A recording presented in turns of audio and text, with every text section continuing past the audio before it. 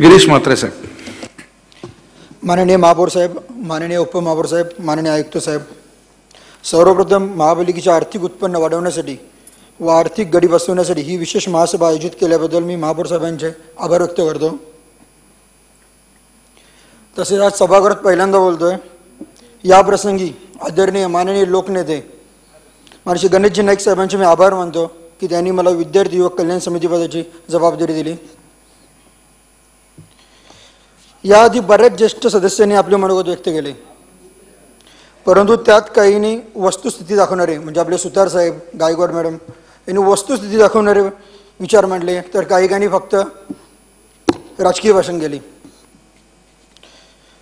सर्व पक्षांनी एकत्र येऊन महापालिकेची आर्थिक गडी मजबूत करण्यासाठी सकारात्मक चर्चा करण्याची ते गरजेचे होते.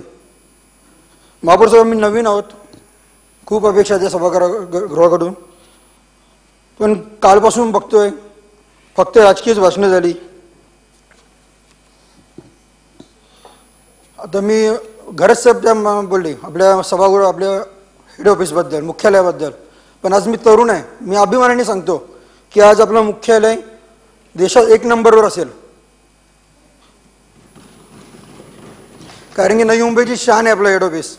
15 ऑगस्ट 26 जानेवारीला कोणी यावा मुंबईवरून पाणी गलते ना, पाणी गलते ना. घरज साहेब त्यांना बोलू द्या ना, तुमची वेळ झाली ना, त्यांना बोलू द्या, त्यांना उत्तर. तुमच्या घरात पण पाणी गेलं असेल. म्हात्रे साहेब आपण बोलत राहा, आपण डिस्टर्ब होऊ नका, आपण बोला.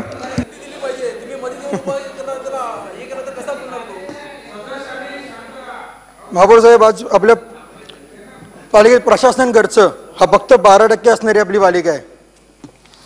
तसेच आपल्या उत्पन्नाचे मुख्य स्रोत LBD, प्रॉपर्टी टॅक्स हे 2 आहेत.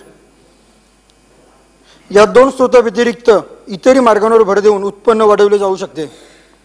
महापौर साहेब, माझी विनंती आहे की आपण नगररचना विभागाच्या बांधकाम विभाग परवानगी फी तसेच परवाना विभागाच्या जाहिरात फी व लायसन्स फीकडे अधिक लक्ष द्यावे. जाहिराती, हॉटेल परवाने यातून आपले उत्पन्न 6.54 कोटी इतके आहे, ते आपल्याला वाढवता येईल. आज आपण कालपासून मी बघतो, काल या विषयावर पण बारीक सारीक विषय महापौर साहेब, आज आपण बॅनर लावतो, सगळेच पॉलिटिक पक्षाचे लोक बॅनर लावतात, पण यासाठी परमिशनही घेतली पाहिजे. आपले बारीक सारीक गोष्टी आपल्याला उत्पन्न वाढवता येईल आपला. तसे बांधकाम परवाना फी विचारात घेतली असता ती सुद्धा उत्पन्नात भर टाकणारी मोठी बाब असून त्यातून फक्त 100 कोटी मिळणं निश्चित कमी आहे. नवी मुंबईतील जागेच्या वाढलेल्या किमती, वाढलेली विकास कामे तसेच वाढलेली बांधकामाची संख्या, याशिवाय आदरणीय नाईक साहेबांच्या दूरदृष्टीमुळे नवी मुंबईत उपलब्ध असलेली सोयीसुविधा यांचा विचार करता लोक नवी मुंबईत घरे घेण्यासाठी प्राधान्य देतात, परंतु बिल्डर त्यांच्यावरून घराच्या अव्वाच्या 1.25 किमती वसूल करतात. परंतु महापालिकेत फी कमी भरली जाते. तर महापालिकेत उपविधी मंजूर करून बांधकाम परवानगी फी वाढवून महापालिकेच्या उत्पन्नात वाढ करण्यात यावी ही मी आपल्याला विनंती करतो.